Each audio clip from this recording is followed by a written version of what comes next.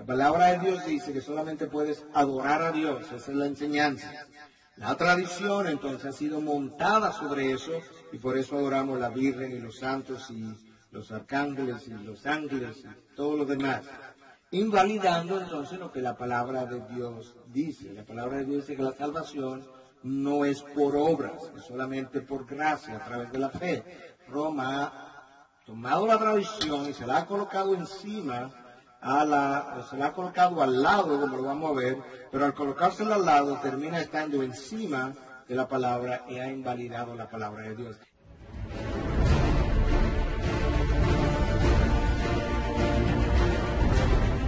Eso invalida el principio de sola escritura. La responsabilidad de la iglesia, entonces, que somos nosotros, está compuesta por toda persona que ha sido nacida del Espíritu Santo. Pero a esa iglesia y a la iglesia local se le ha entregado una responsabilidad monumental relacionada al principio de sola escritura. Porque la iglesia es denominada en 1 Timoteo 3:15 como la iglesia del Dios vivo. Él la ha comprado, a Él le pertenece, a Él se la va a presentar, el Hijo se la va a presentar al Dios vivo. Esa iglesia es columna y sostén de la verdad. Columna y sostén de la verdad. Pablo, cuando escribe a los Corintios, le dice, lo mismo que yo recibí es lo mismo que os he entregado. Pablo lo dice a los Corintios en la 1 Corintios 15 y lo dice también a la hora de él hablar de la comunión en 1 Corintios capítulo 11. Lo mismo que yo recibí es lo que yo os he entregado. Que el Señor Jesús padeció y murió y fue enterrado conforme a las Escrituras. Pablo acude a las Escrituras para decir esto es lo que yo recibí, esto es lo que yo le paso. Y resucitó al tercer día según las Escrituras. Eso es lo que esta generación tiene que hacer. Nosotros tenemos que garantizar que lo que hemos recibido como el Evangelio sea preservado dentro del principio de sola escritura para pasarlo y podamos decir lo mismo que recibí es lo que os he entregado. Ninguna iglesia podrá levantarse y sobrevivir, esa es la clave. Se puede levantar, pero no podrá levantarse y sobrevivir sin la autoridad, la guía y la luz de la palabra. Nuestra única esperanza como sociedad está en la palabra de Dios. Martin Lloyd-Jones decía, sin lugar a duda, todos los problemas de la iglesia hoy y todos los problemas del mundo se deben a una desviación de la autoridad de la palabra. Todos los problemas, imagínate, todos los problemas de Miguel Núñez, lo que sean que él tenga, se deben en algún momento a una desviación de la autoridad de la palabra. Si nosotros no viviéramos 100% todo el tiempo conforme al estándar de la palabra, pues no sufriríamos las consecuencias de desviaciones de la palabra. Y de ahí entonces la afirmación tan absoluta de Martin Lloyd-Jones. Yo tengo que recordar que la palabra está escrita en un lenguaje que Dios dio, un lenguaje de hombre. Donde cuando Dios dice que es de día, eso implica que no hay noche, el sol está afuera. Cuando Dios dice que es de noche en su palabra, eso implica que el sol no está afuera y que la luna está afuera. Probablemente es un lenguaje que el hombre puede entender y tiene gramática igual que cualquier otro libro.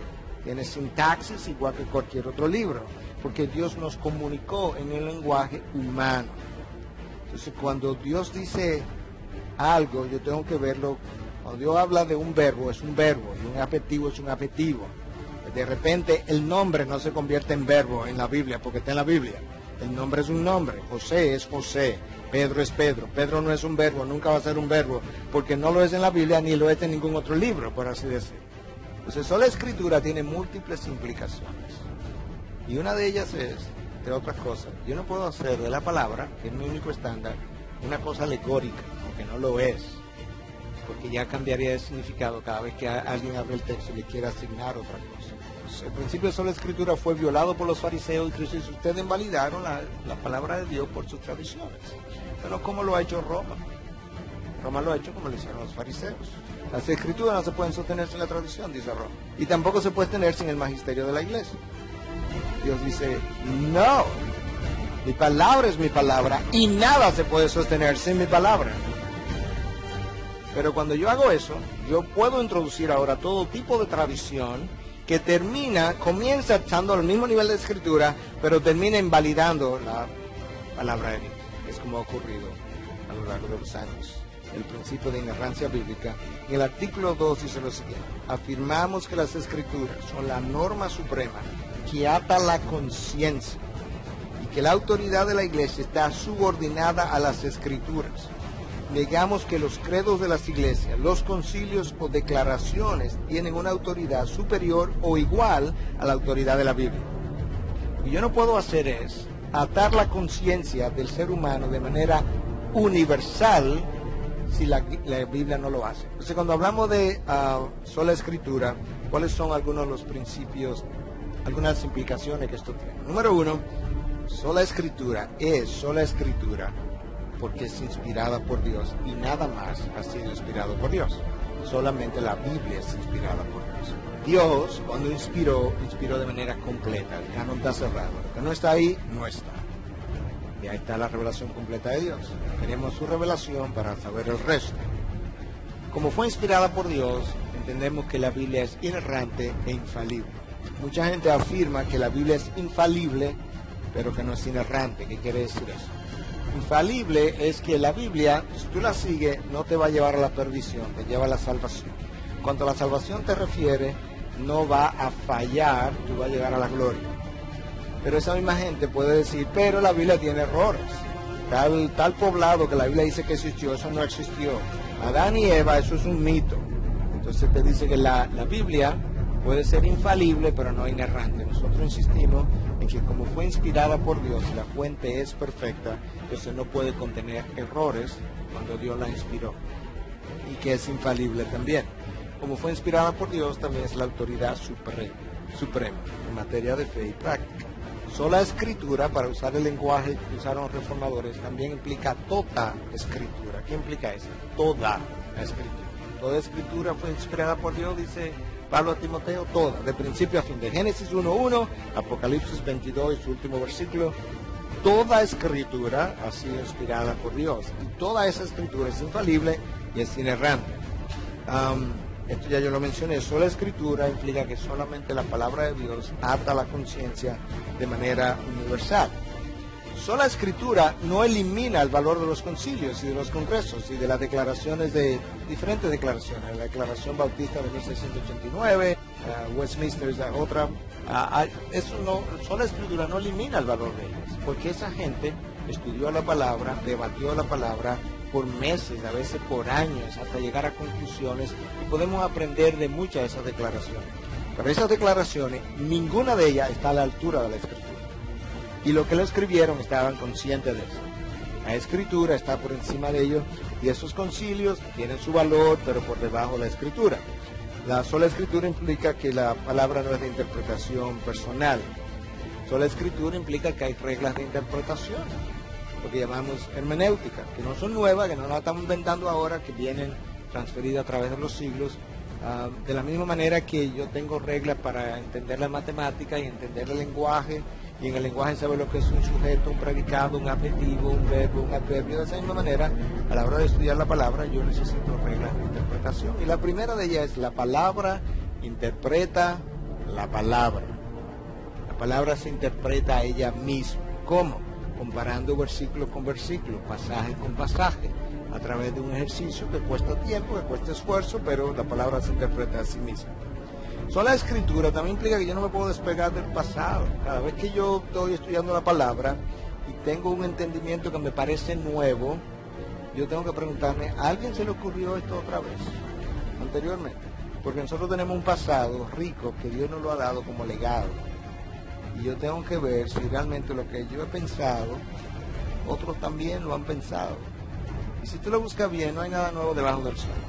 Por lo menos tiene que haber algo parecido que a alguien se le haya ocurrido, porque no estamos inventando la pólvora hoy en día. Entonces, sola escritura no me permite despegarme del pasado, donde yo voy a inventarme cosas nuevas que nadie nunca pensó.